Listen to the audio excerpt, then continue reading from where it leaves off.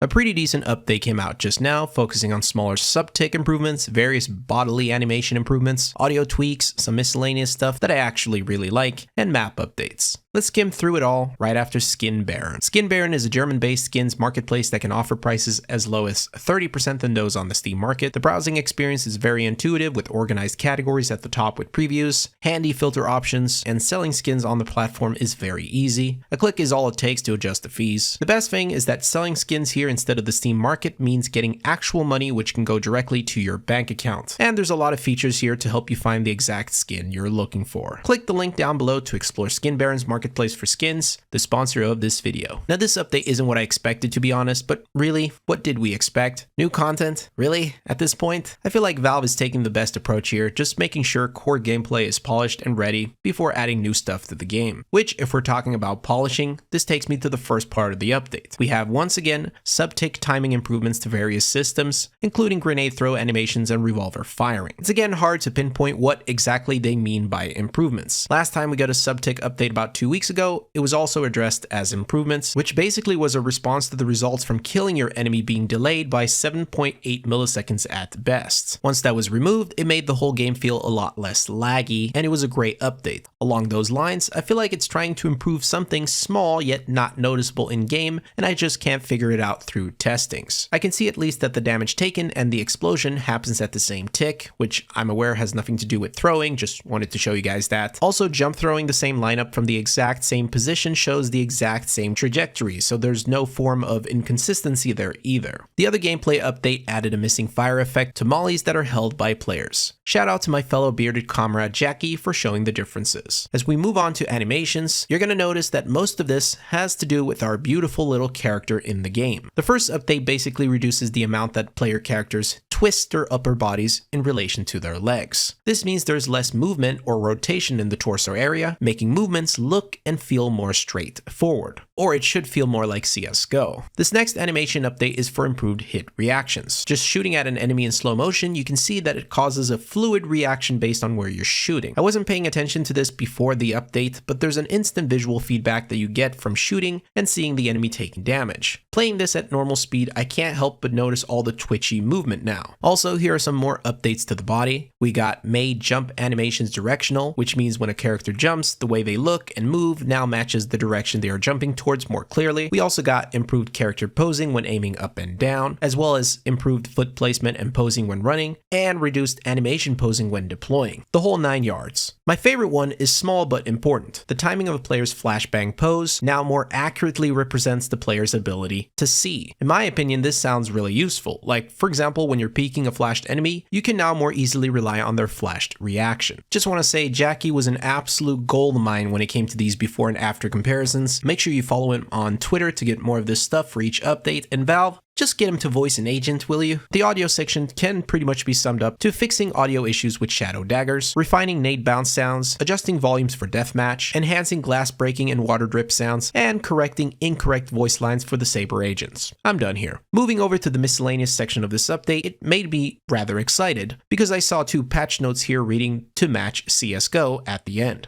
But really what they did here was fix or rather nerf some stickers, so they'll behave just as you're used to in CSGO. But this update also seems to have affected some gloves, and the community seems to have a rather positive and negative opinion on some of them. The most important one for me at least is that the knock gloves are finally fixed. Also, this next miscellaneous update is a chef's kiss, but they changed how console key bindings work to match CSGO's behavior. What this means is if you had your console bound to another key, let's say the dot, it would previously close the console and put the dot in when opening it. You can imagine how frustrating that was when typing console commands that required dots. But this update fixes it, so now it only opens the console and it doesn't close when typing it on a new custom key. Fun fact, this was the first thing that I reported to CS2's dev team when the game was still in closed beta. Took a while, but at least now it's fixed. Thank you. We now arrive to the map updates, and as always, I'll focus on the highlights. Office didn't have a lot going on in the patch notes, but still entered with some notable stuff like the snow moving up a bit as part of Valve's effort to bring us a holiday update. And it's possible to jump on these railings now, which I know a lot of you were missing. Ancient received its regular fix all the cracks of the map, along with some collision adjustments, and they even added clipping to the top of the map because they can't trust us. Anubis also got some holes fixed, as well as clipping in different locations and addressing gaps that affected gameplay, like preventing the bomb from being thrown onto buildings or blocking a sniper line into a site, which I tried really hard to find, but I couldn't. We see similar stuff for Nuke, but I couldn't grab any exciting image comparisons, so here's one of our cats. And finally on Mirage, we get some sight lines now for both sites. I'm surprised it took this long for them to do anything about it. Oh, and as a bonus, jumping from van up to apps is a lot smoother now with this version of the map, and that pretty much sums up the update. Peace.